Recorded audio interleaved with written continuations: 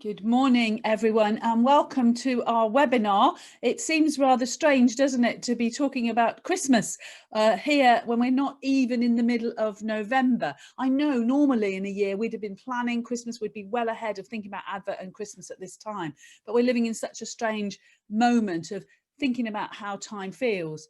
In fact, just this morning I read something quite interesting which says this year time doesn't really mean anything at all, and it's no wonder that many people are already actually just thinking, so what, Christmas cheers me up, I'll put my tree up right now. So we know that lots of that is already going on, but it's great to have you here at this webinar, which unbelievably will be the last we'll do this year, we think. I was just reflecting that I didn't even know, I think, much about the word webinar sort of 6 months ago, and here we are delivering them to hundreds of you this morning to talk about Christmas, and you're very, very welcome. I'm also joined this morning by Emma Buchan, who has recently become part of the Evangelism and Discipleship team where our work is located. Emma will be known to many of you because of her work around Thy Kingdom Come, and she's going to be sharing some very practical things towards the end of this session. As always, I begin, especially for those of you who maybe haven't joined us on one of these webinars before, by reminding us of what we hope you'll leave with at the end of this time. And I guess at the moment, we're talking such a lot about the words comfort and joy, which are the words and the theme for the national message around Christmas this year, both internally and, of course, particularly to the public. And comfort and joy seems really appropriate for us who are ministers in whatever role we have in the church. We too need to find comfort at this time, encouragement, strength to keep going, to be affirmed in what we're doing. And that's what we hope you will leave with, feeling that, you know, it's okay. What you're thinking, what you're planning is good, and doing what you can is a good thing as well.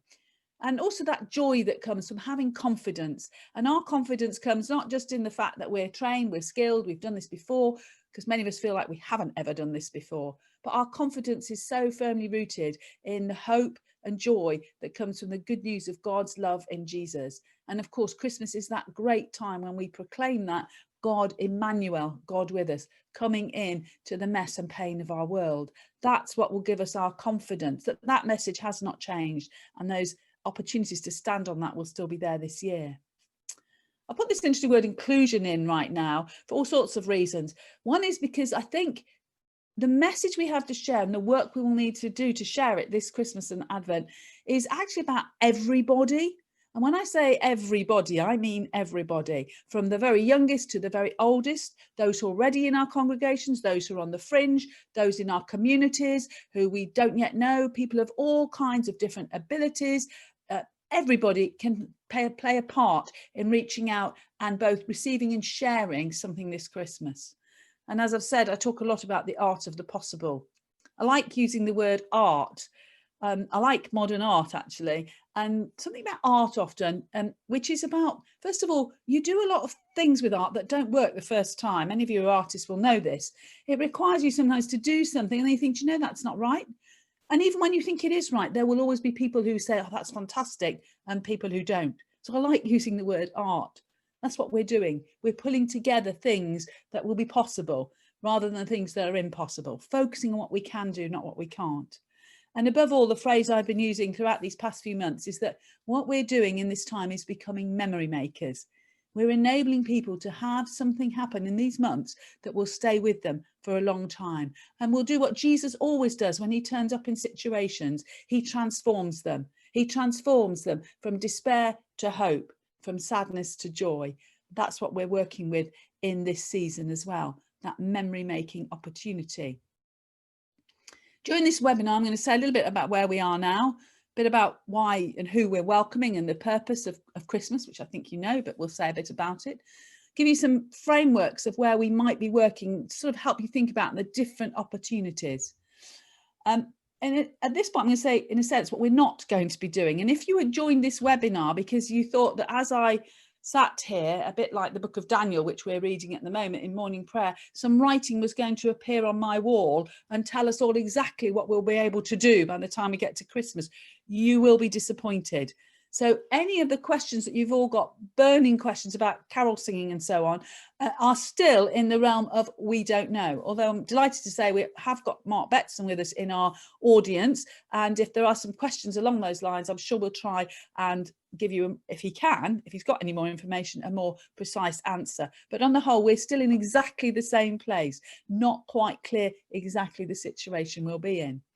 But I'll talk a bit about communication, and essentially the focus in this session is not so much on the digital campaign, not on those ideas at all, but on practical things that you can do. And that's where I'll hand over to Emma at the end for some filling out some more details on that.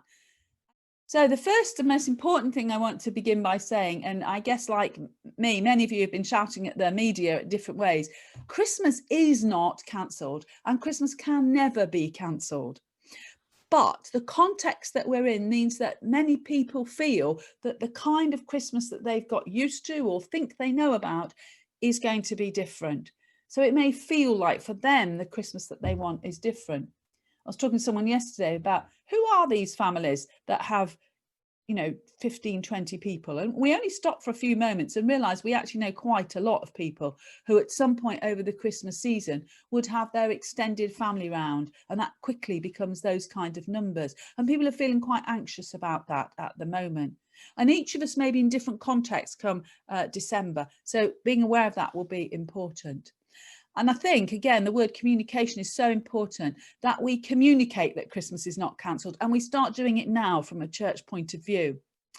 Yesterday on various magazine programmes on the television, they were announcing that the countdown to Christmas has already begun. Holly and Philip even had an Advent calendar extended to November the 11th yesterday to count down to Christmas all the way through to the 24th. So we need to make sure we're communicating clearly what we are doing as well. And being ready to welcome people. And it's going to be so important because it's always, as we'll see in a moment, the really important time for so many people. And it's where church does hove into view for people. And that welcome needs to be one of joy and delight, that we are glad that we're in this position. I think we struggled a bit as we've reopened to sometimes get the balance right between being delighted that we're open and worried about the safety measures that are in place. And we need to get that balance in the right way. But also importantly, one of the things now is that idea of expectations. The good news in some ways is that nobody is expecting any organisation this year to be running things in exactly the same way that they were doing a year ago. Every organisation, whether it's commercial, whether it's a charity, whether it's something like a gallery, has to do things differently now. So we're all getting used to the fact that we're going to behave differently. Nobody will find it odd that they're going to wear a mask when they come into a church building. It's slowly becoming second nature to everyone, because the odd thing would be if we weren't doing those things properly. So the expectations are there that this Christmas will be different. So that should give us confidence in what we're doing and open up some creativity as well. And I also think it's really important as part of our confident message that we hold on to this fact that sometimes without realizing we slip into, that different does not mean worse or inferior. We don't realize sometimes how we put hierarchies in of what is best and what is less good. We can easily do it about all sorts of things. And different does not mean it's worse than it would have been. It may be new, it may be a little challenging at first, but in the end, it may be special and be part of making memories. Why does Christmas matter so much? Well, not so much talking about why it matters for people in their homes and families, but why does it matter to us as a church? And absolutely, it's a touch point for thousands, if not hundreds of thousands, if not millions of people. It is a point in the year where we have huge reach as the Church of England. We know from the statistics that usually we attract something like 2.5 million people to specific Christmas services and another 2.5 million to services that happen throughout Advent. And that's not counting the ones that come through schools. So that's huge numbers of people that we reach to at Christmas. And those people are often coming once a year, and there's something important there. And one of the important things is it gives meaning to people's Christmas. It gives a framework and it gives meaning. And perhaps this year, as we all think about that need for a meaning that goes further than the superficial lights, tree decorations, food, is more in the foreground for people as well. Another reason why Christmas matters and why it might particularly matter this year is that, I've used a strange phrase here, but that it enables us to what I'm calling share virtues. Christmas is a time when people become generous and are kind and want to show love and goodness. I was really pleased yesterday to hear a very positive interview with Nick Knowles, who presents DIY SOS, The Big Build. He was so positive, talking about the goodness that is in people instead of talking about all the people that do things wrong. He was talking about the generosity of people, the huge amount of money that's been given this year, the huge amount of money that will be given this weekend to children in need. There is a sense that there is goodness that can happen around Christmas. And that's why it matters to us too. We can reflect that and participate in it and enable people to feel that it's part of the story as well. And of course, Christmas brings hope. It brings hope because of the great message that God is with us, but it brings hope and colour and joy in the season of the year when the days for us in the Northern Hemisphere are at their darkest. And it is, of course, the heart of the gospel for us, that incredible moment we have to say, this is why we are who we are. This is why we believe what we believe. So it's a hugely important time for us. And although it's different, it's still there for us this year. And we'll be meeting all kinds of different people. And this is not a limited list at all. It's just to help us think about the different audiences and people that we might be having contact with. So, of course, we've got to think about what I'm calling our regular regulars. Our regular regulars, we all know who they are, the ones who come faithfully week or month by month, and we know well. But Christmas especially, we do meet a lot of irregular regulars. I remember one year being really taken aback when I met a young mum, a single mum, who was preparing to have her baby baptised. And as I was talking to her, I said something about, do you go to church? And she said, oh, yes, I always go. I go to church. And I'd never seen her in church. And she said, yes, we go to the cathedral. And I'd never seen her at the cathedral. And believe me, a family with a young baby is noticeable. And I said, oh, really? And she said, oh, yes, we go every year to the Nativity. And to her, that was a really important sense of touch point to the church. That's some of the people that we meet at Christmas. We also often at Christmas meet a lot of partner organisations. We co-host or just host a lot of carol service, usually, for all sorts of organisations, from rugby clubs to drama groups to schools. How are we going to work with them this year? And some newer groups that we may want to have in sharper focus this year. Care homes. How are we going to work with them? And perhaps thinking about groups of people in our community, the bereaved, whether bereaved this year or recently, it's a hard time for people who are feeling that Christmas is broken for whatever reason. And another group that we've been thinking about is families, but particularly those who've had a new arrival into their family group this year, a new baby. Anybody who's had a baby during this year has had a very different experience than the one they might have expected in so many ways. It might be a group to think about reaching out. And finally, a group dear to my heart is those who will be on their own for Christmas. And that does not mean, although it includes those who may be completely alone and sad, it's also people who, because they've chosen not to travel to be with family this year, will just be on their own this year. They might be cheerfully happy to help you with things and be involved in something and just be in touch with them. So different kinds of aloneness, but thinking about all those, and you will know others as well from your community. And also having our minds, when we start thinking about planning Christmas, Boxing Day and beyond. Now, we know that in our culture, the whole language about Christmas for our culture is at odds with the language in the church. You and I know that Christmas begins with midnight mass on Christmas Eve and lasts for 12 days till the Feast of Epiphany. We know that. And in generations long past, people all knew that. But now, to our culture, to everyday language, Christmas is now. This period is Christmas from any time from now onwards. And Christmas ends on Christmas Day. But we want people to continue on their faith journey, to continue to live out that message of hope and discover more of what it means to have a place with God's people, to know they're loved by God.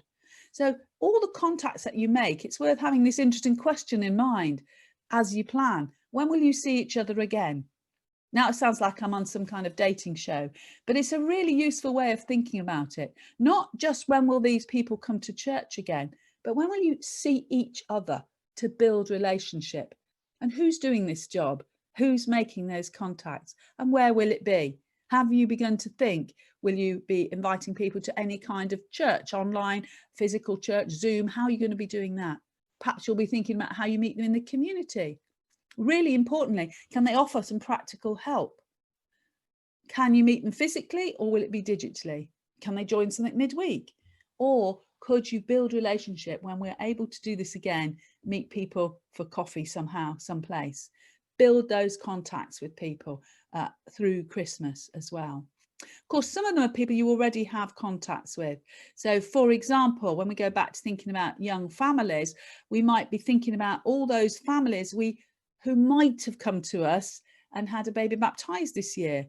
Why not build on that contact? We might want to make specific contact with couples who'd had a wedding booked this year and have had to go through so many chops and changes with plans. Why not reach out to them this Christmas and build on that relationship?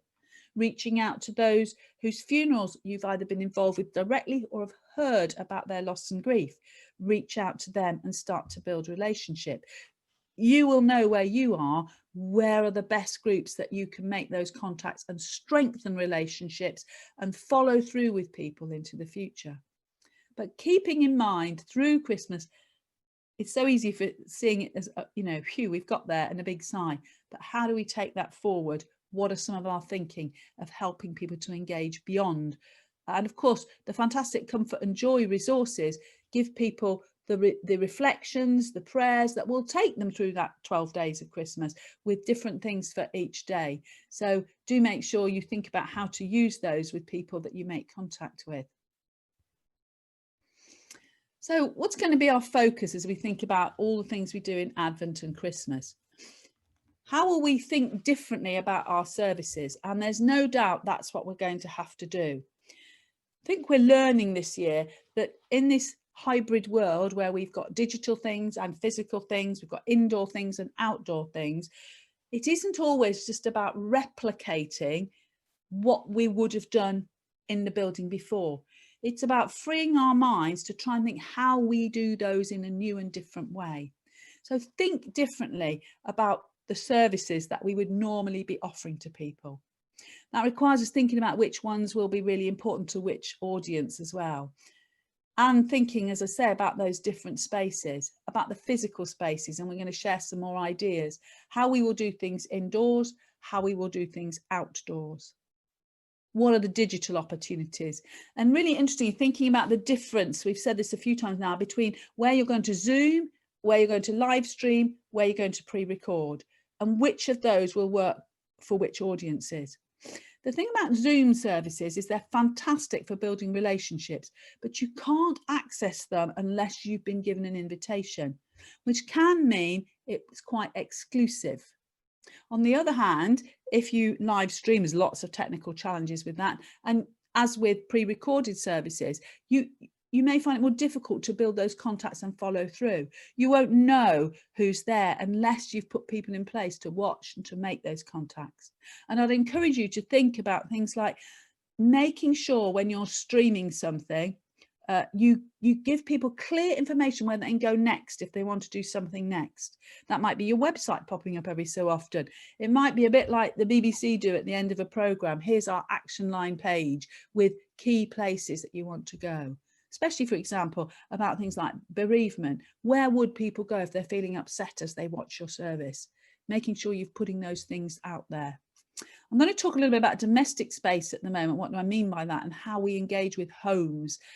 And over all those different and all the ideas we're going to throw at you, I would say this year, try and think, if you can, limited resources, we're all getting exhausted. Just think in terms of 2 things that you can do really well. This isn't the year where we're going to have 37 carol services happening. We might if we've got a team that can do it. But if you think in terms of what's the things you're doing that bring comfort and what's the things that will bring joy and happiness, it might help to keep a focus as we plan to go forward. and keep looking at those key moments that build memories for people, particularly thinking about our irregulars, if you like, and the wider audiences. Different things mean things to people and build memories. Doing traditional things differently will strike a chord with some people. The right hymns and music's coming out. Things that happen around the Christmas tree and lights can be very symbolic and important. And there are other symbolic actions that we can do that will stay with people as a significant, powerful moment. And we can amplify and echo those moments in different ways. I think that one of the great things we might have to think about this year is how we use the crib and the real story of Christmas. There are many people, many families coming to a crib service and nativities for them when Christmas begins. How might we be thinking of doing that this year? And don't forget, there'll still be a place for stillness and silence in Christmas, those moments of awe and wonder that people will often reflect on as being very special. These will be ways, just some of them, that you can take those moments and make them into significant memory for people this year. So how might some of that happen? Starting and going outwards really with our digital and domestic spaces, thinking about what we do online, whether that's the services or whether that's how we're using social media, and enabling people to discover what we're doing is important. But also, don't forget the place for many people of broadcast, for want of a better word, things on the radio, the Daily Hope helpline, services that will be broadcast on television. It may be that for some people this year, there'll be a greater thing of watching services that come out on the television. Can we put something into their homes that will enable them to feel connected between watching and us locally as well? So it's not inadequate if people end up watching songs of praise for Christmas. It's not a disappointment. Just how do we help them to know that that's part of being church at that moment? And one of the really exciting things about the digital way we're working at the moment is the way it's coming into people's homes or even people's workplaces and communities. So suddenly people are in their home saying prayers, hearing the words of God read, singing along with carols and hymns in a way that maybe they've never done before. This has potential to be really powerful. So what can we do that enable people to go from being passive watchers of a screen to active participants in their home? We've just made live today some family activities, for example, that have gone up. You can print off a two-sided sheet with all these listed on. They're the kind of really simple things that people can do. Literally, you know, as you open your Advent calendar door today, you might like to pray. Those kind of activities. So as well as watching something, people have a physical thing that they do in their home, an activity or a prayer that follows through what they're seeing and doing right there and then. There's also a real power in shared moments. I think we've learned that over many years with things like, as we saw this week, the 2-minute silence. There's something very powerful that everyone does this thing at the same time. And I think there could be all sorts of ways of doing that this year.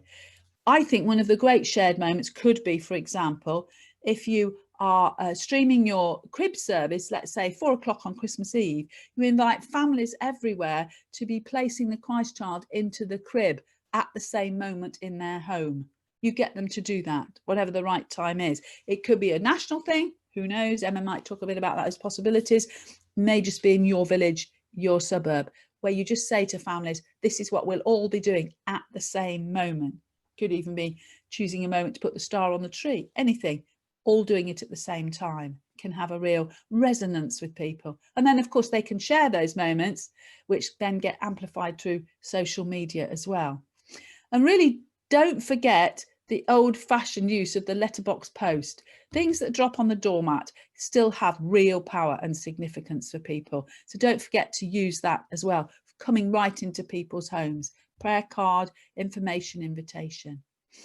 Lots of ideas for outdoor space. That's whether it's outdoor space outside your church or outdoor space in the community. This year we focus on using that, and many of you are already doing wonderfully creative things. I'm loving seeing from 1 or 2 parishes figures from the Posada already making their journey around the village. There are prayer spaces you could create for people to bring their thoughts and feelings, trails round the churchyard, hunts for angels round the village. Advent windows are proving to be very popular in a lot of communities, or walks that people can do around a community, and reinventing the way Posada can happen. Heard of some people where they're dressing up the figures as figures and going to key places in the community and filming themselves there, outside the hospital, outside a care home, outside a school, taking the message to the people. One of the things I've been talking about quite a lot, and I'm waiting for someone to take up this idea, is where many of you will know this as well, where I grew up, and even now, someone like Rotary or Lions or whoever often come round the neighbourhood with a flatbed truck with Father Christmas and reindeer on the back, blasting out Christmas songs. Why not this year work with someone to get a flatbed truck and put Mary and Joseph on it and drive around your neighbourhood? Take the story to the people and make sure whatever you're doing, you're filming and using it so it's echoed and amplified out through digital means as well. Those multimedia echoes, or press, get a story into local press. If you are thinking of indoor space services, which of the familiar services will you do? Which are the ones that will need to be done if we're able indoors? Who are the audiences that will come? And that will be a hard call, because we know we get lots of irregular regulars who would want to come, but we've also got lots of regular regulars who want to come. So that's going to be quite a challenging thing if we are able to do indoors. But I would say this is the year to think of indoors as a bonus. Really try to be creative about other means, but making sure that perhaps indoors reflects two things: the moments of joy and the moments of comfort. We already have our churches thankfully open for private prayer, and many people will need to be bringing some mixed feelings around Christmas into that space. We had a poster available earlier in the year, and it's still available now, that allows people to use a QR code to get some prayers as they come into a church space. That's still available as a free download. There's space on it now for you to put in information about when your church is open for private prayer. So if you want to look at that poster, it hasn't been designed for Christmas because we felt that wasn't quite right, but it just says to people, if you're coming this space, you need to pray because you're feeling a bit sad, here's some prayers to help you. And again, amplify what you're doing. Think about who you're working with in your community. Make those local partnerships work and learn from one another. There's never been a greater moment for us to be humble in our partnerships with others. I heard this week of someone who was working with their local Dram group to do some Christmas things. Normally, the Amateur Dramatics group would simply have a carol service in the church, but instead this year, the church and the drama group are working together to create something new.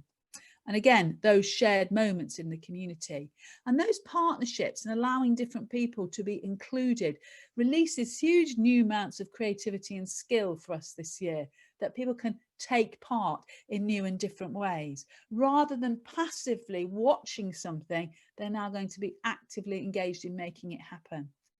And balancing those two things, the comfort and joy. And that means being aware of the messages and the needs in your context.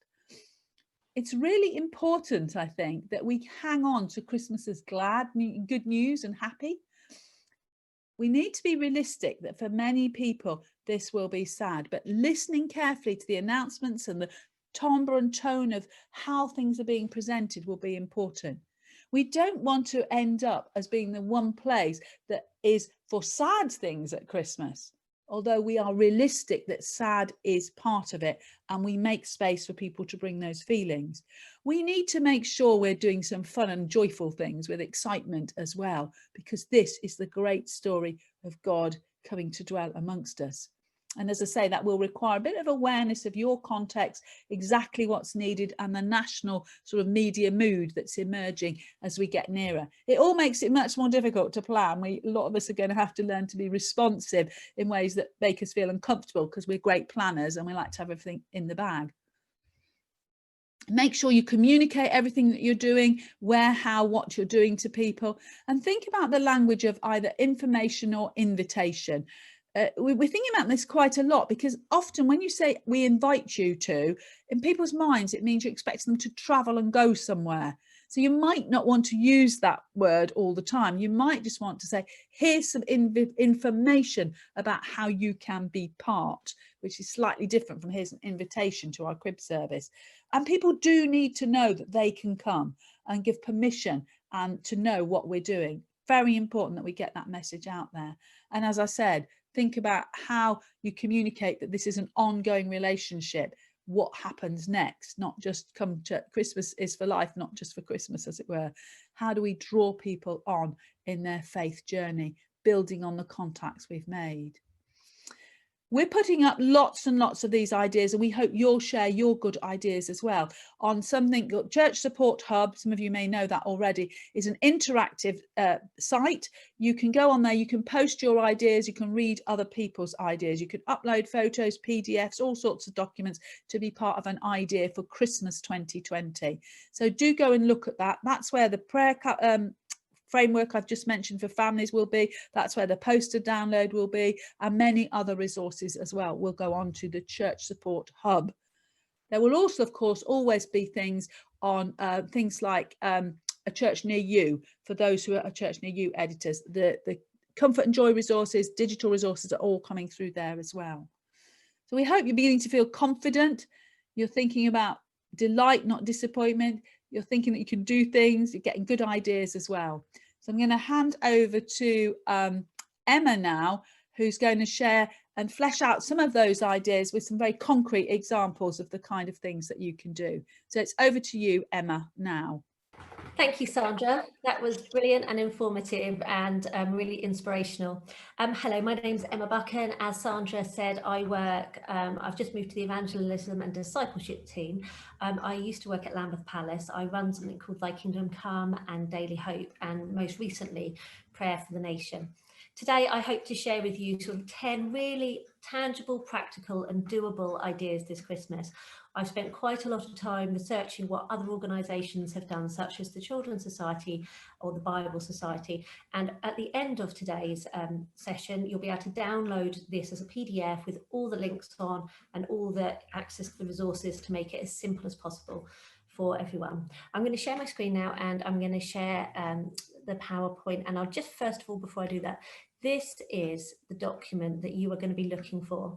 This is a document, as I say, which has got all the links in and everything, so you can just easily and practically access these ideas I'm about to share with you. So the hope is we'll bring comfort and joy this Christmas to your local community. From an online Zoom nativity to a car park carol service, here is a range of ideas that are creative, simple, doable, meaningful and safe. This is the link at the bottom. It will be shared with you, but this is the link, as Sandra shared as well, where you'll be able to download all of these resources. Okay, Christingle services. Christingle is a wonderful way of celebrating Christmas with many families and households in your town or your village. The Children's Society have spent some time ensuring that their resources are easy and adaptable due to COVID. There's a virtual Christingle service. When you go on there, you can click on this link there, which, as I say, will be on the PDF. There's a free guide of how to do it. It's very simple. It explains to you whether you should use Zoom or Facebook or other forms of media for what would be suitable for you in your Christingle service. One of the great ideas I think that Christingle and the Children's Society have come up with this year is they're giving away free bags. As you can see, these little bags you can order for free, and then you actually just put all the elements of the Christingle orange in it, and you deliver to the home, which allows people to either do the Christingle at home by themselves. And again, there's another resource on their website which allows you to just pop that in the bag so people don't have to join a service and can just do it as a family, or they can do it as part of the virtual service. I did see this morning on the Children's Society website that all the Christingle bags have gone. I have spoken to someone there and they have got a huge order in. So if you are interested in this, just keep an eye on their website. The bags are coming. But as I say, I think you just pay postage, but all the bags are free. So it's a wonderful and easy way to involve many families this year. The carol services. Now, I don't know, some of you might have heard of carols in a car park. It's a brilliant, new, exciting and meaningful way to bring Christmas to many, especially outside of maybe what you might see as your core church community. Again, there's a link on the PDF of a very, very simple, doable way of doing this. They suggest you talk nicely to, say, the Tesco's manager where the shop closes at 4 p.m. You can do it on a small scale or a larger scale. You will need a PA system and some form of raised staging. Most schools have a stage you can borrow though, but it doesn't have to be complicated, it doesn't have to be difficult, and it could be a great way to get the larger and wider community involved. Carols round the church. Now this obviously is dependent on what happens with the government guidelines. At the moment this idea would not be possible, but we're hopeful after the 2nd of December, after this second lockdown, that maybe things will change and revert back to the tiered systems they were before. And this is a simple idea. Carols round the church, you have the lights of the church on, you have music playing outside the church, and households gather in their bubbles, socially distanced, as they join in the carol service. They might not be able to sing, we don't know yet. I know that there is a lot of discussion going on about singing and whether singing is allowed outside. So whatever you do, it's imperative that it is safe, that people stay socially distanced, and that a risk assessment on this one especially is completed, and that government guidelines are abided by. But I think it could be a wonderful way to really celebrate Christmas this year. Easy one, which we've been doing all year with our own services, is host your own carol service via Zoom with pre-recorded readings, etc. Or a fun one, which is far more of a social, I would say, is a Zoom carol sing-along party. St Albans Diocese have produced some great resources for this. Basically, people come along, they have some festive food, they have maybe a glass of wine in their own homes, they put their carols in before, people sing along to the carols, there's maybe a quiz. As I say though, I've taken the links out of this PowerPoint, but all the links to easily do any of these ideas are on the PDF. Nativity, obviously the nativity is the core of what we try to, and the message at Christmas of Christ breaking through. So the crib services, you could do, and Sandra, this is back to your idea actually of a flatbed truck, but what they've suggested is a driveway processional crib service, where instead of on the back of a flatbed truck, they actually just walk to significant places. They just have maybe even like a loudspeaker or a very simple portable PA, and that you have a few people who are involved in it, and you encourage people to come out, and maybe they can stay in their houses and sing if they want to, but they can still be part of it. Or to a crib service on Zoom, again, very beautiful resources that we've got to go alongside that with PDFs to be shared on Zoom so people can hear, or children can hear and understand the story. The Nativity Trail, again, Sandra talked about this. It's like a treasure hunt, maybe end of the church. There's one the one we're linking to actually has QR codes, which you can use, or you can create your own QR codes. But it's a very simple way of engaging the wider community. You can ask members of your congregation to actually, as part of the Nativity Trail, similar to Advent Windows, to have the different parts of their story reflected as they go round. The Bible Society have a brilliant video of It Begins in Bethlehem. It's perfect to show in any of your church Christmas services. It's poetic, it's rhythmic, and it's beautiful, and it's excellently produced, and I would really encourage you to download that and use that. The Lockdown Nativity via Zoom. Now this is a script for a nativity where you can encourage members of your church or congregation to play the parts. They can dress up and wear a tea towel on their head. You can get the kids to come along dressed up as well. It's a very simple script which you can adapt to as you feel fit for your congregation. It's funny, but it's a wonderful way to have a nativity via Zoom if restrictions don't allow anything else. Other ideas. Now, we've found that Carols on Your Doorstep is an up-and-coming thing which is popping up all over the place, over the country. So there's two we have come across, which I think I would like to recommend to you. Doorstep Carols. Doorstep Carols Doorstep Carols is, I think it's from Shropshire, that's it. It's from Shropshire. And initially what they had, I think last year or the year before, was they had the radio station playing the carols, and streets would join in, and then they'd download the little music sheets and they would join in and sing along, or play instruments even. And that this year is happening on the 16th of December at 6 p.m. And it's a real encouragement to get families and streets involved. Please have a look at the link. And Premier Christian Radio are also doing this on the 20th of December.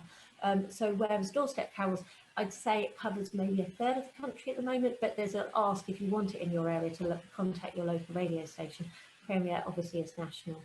CPO have also produced a beautiful variety of Advent and Christmas resources it's really worth going to have a look at. Last simple ideas are Christmas tree prayers. You could put a large Christmas tree outside your church and ask people to place their prayers and labels on them as they pass by. And finally, for those people who are isolated and are unable to come out of their homes, there's the free telephone number Daily Hope. Daily Hope is going to have a carol line on it this year. We've got Pam Rhodes, who has recorded the meaning and the reason behind each carol and why it was written, the story behind it. And we've got reflections as well from the Church of England, Comfort and Joy. If you have any more questions about this, please don't hesitate to contact me. As I say, all of this information and all the easy and doable links to make this possible is at the churchsupporthub.org Christmas 2020. We pray for you all. We are so grateful that for all our colleagues in parishes, whether they're ordained or they're lay, whatever you're doing. We are just so aware of how difficult this is to manage all this. And we're all working in ways that we didn't know we could work. We're all having to be creative and use skills that we didn't know we had. But really, it's again managing your own expectations as well. So that thing I said earlier, just think in terms of doing two things. Maybe you make that 4 things, but just keep it simple. Comfort, joy is really helpful framework to hold on to. What are you doing that will bring comfort? What are you doing that will bring joy? But really importantly, taking care of ourselves. What's going to bring you comfort? What's going to bring you joy? Making space for those things. You know, if that's putting up your Christmas tree, put it up. If that's going for a walk with your family, go for a walk. Whatever it is that you can do that brings you comfort and joy, and taking care and knowing that the Christ child comes for you as well. You know, this is about a celebration of God with us in all of our lives.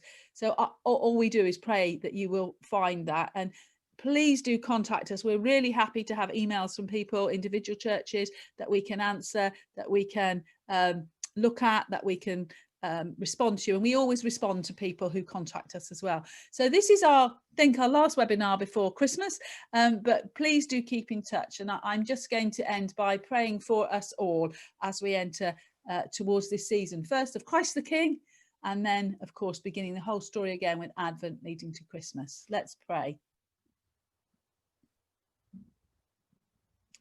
Loving God, we give you thanks for the great good news of your love in Jesus. We give you thanks for the great good news of this incredible story that you stepped into the midst of broken lives and a broken world, of broken dreams and future that was uncertain, and came speaking your promise through Jesus as a baby. Thank you that you trust us to share this story over and over again. Refresh us with joy in that story. Give us new insights into how the story brings hope and comfort to others. Stir up the gifts we need and renew our energies where they need renewing. Come close to those who are ministering out of great weariness, and help us to know your presence is with us, and more with those than we can ever imagine, with those we pray for, hold in our hearts and are called to serve. With you, nothing is impossible, said the angel to Mary. Help us to hold on to that through this season, as we remember that now you are Christ the King, and we celebrate again your coming amongst us. In Jesus' name, we pray these things. Amen.